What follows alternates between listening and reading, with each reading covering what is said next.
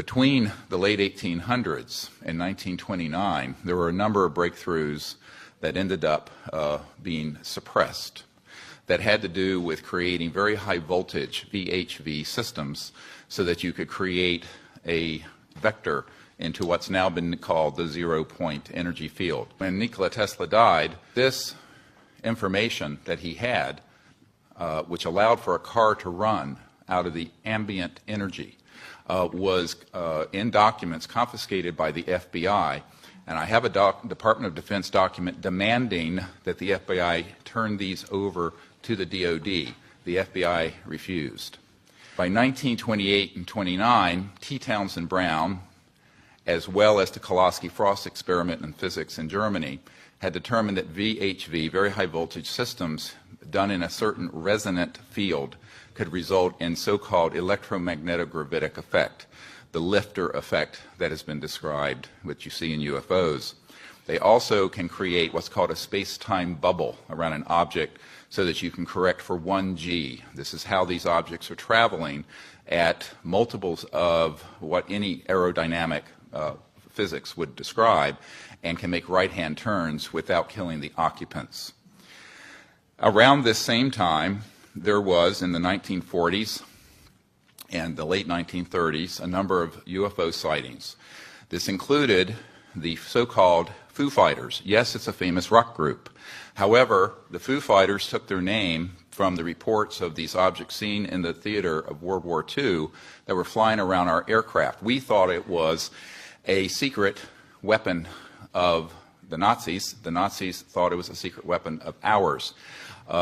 There was Jimmy Doolittle, the famous general. His nephew is a dear friend of mine, and he has testified that General Doolittle was sent by FDR over to the European theater in World War II, investigated the Foo Fighters, and came back and told Roosevelt, and I quote, "They are interplanetary vehicles." So by then, there began a classified program, and which was augmented further by events, as mentioned, in 1941, and then, of course, the famous Roswell event.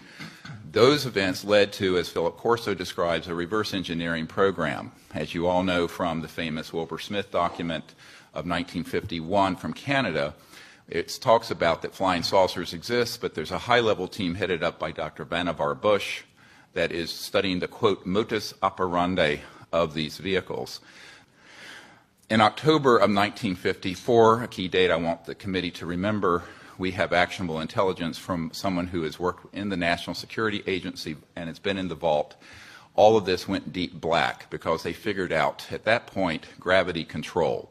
So since 1954, October of that year, we have not needed rockets, jets, internal combustion engines, and surface roadways between cities.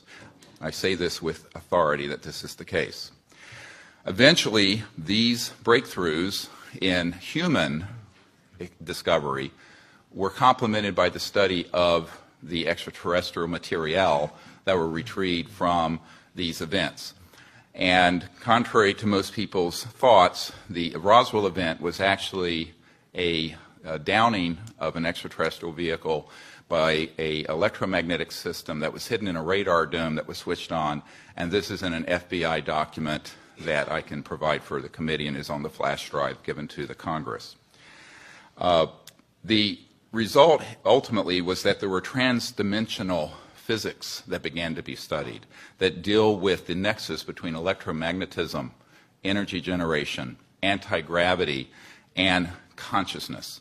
And we have discovered that there is a nexus and that, in fact, there are electromagnetic systems that have been developed that can interface directly with what we call coherent thought, the same way that you can interface with a system with lasers, which is coherent light, where you sync up all the wavelengths.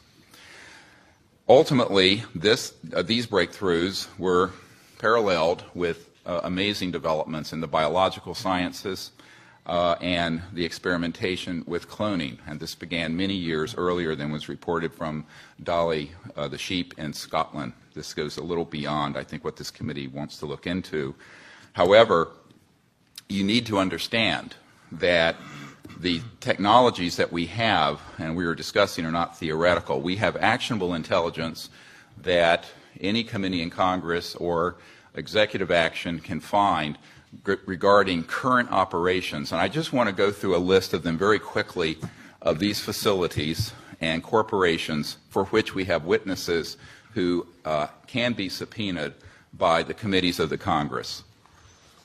This was developed at the request of Congressman Christopher Cox of Orange County, with whom I met, and was later further developed for the briefing that we put together for President Obama. These facilities are the Edwards Air Force Base and subsections where at the dry lake bed where the Lockheed Skunk Works operations, Haystack Butte, China Lakes, George Air Force Base, and the closed Norton Air Force Base, where an anti-gravity device, so-called alien reproduction vehicle, for which we have the schematics, was seen by Frank Carlucci and others on our witness team. Tabletop Mountain and Blackjack Control. The aerospace facilities there are the Northrop Anthill Facility, Tejon Ranch, the McDonnell Douglas Llano Plant, Lockheed Martin Hellendale Plant, and the Phillips Lab. At the Nellis Air Force Facility, so-called Area 51, no one calls it that. There's S4 and S12, Pahut Mesa, Groom Lake, and a number of sub-facilities. The most important facility is in Utah, near Provo, the Dugway Proving Grounds, all of which is underground, and the airspace above it is classified. There are no roads into this facility. The New Mexico facilities include Los Alamos National Labs with underground connectors to the so-called Dulce area where the biological work is being done, and Kirtland Air Force Base. And the complex there includes Sandia National Laboratories, Phillips Labs, Manzano Mountain Weapons Storage Facility, Coyote Canyon, and the White Sands Complex. In Arizona, near Fort Huachuca, which is Army Intelligence Headquarters, there is a UGB underground base where one of our witnesses, who will testify, worked on 9 separate extraterrestrial vehicles that had been down through advanced electromagnetic pulse weapons, and there are several different species of extraterrestrial biologicals stored at that facility. The other facilities, and this goes on, include a special compartmented area of Cheyenne Mountain, where we have witnesses in our team who can be subpoenaed, where we have tracked extraterrestrial vehicles in our solar system that were measuring 26 miles in diameter. There are also facilities in Australia, a key one being Pine Gap, the so-called Alice Springs facility, which is mostly a U.S. Air Force facility, even though it is in Australia. I recently talked to the Deputy Prime Minister of Australia about this. Also, the Redstone Arsenal and the Marshall Space Flight Center. We have a scientist at the Redstone Arsenal who works under contract for IT&T, who have developed these transdimensional systems. He was under contract with my project to bring these energy devices out, and he was then threatened by a former CIA director and what I call the goon squad that went down there 3 years ago in March. This is just part of the information we have, and this information is on the flash drive given, then that you're all welcome to review. Thank you. Thank you.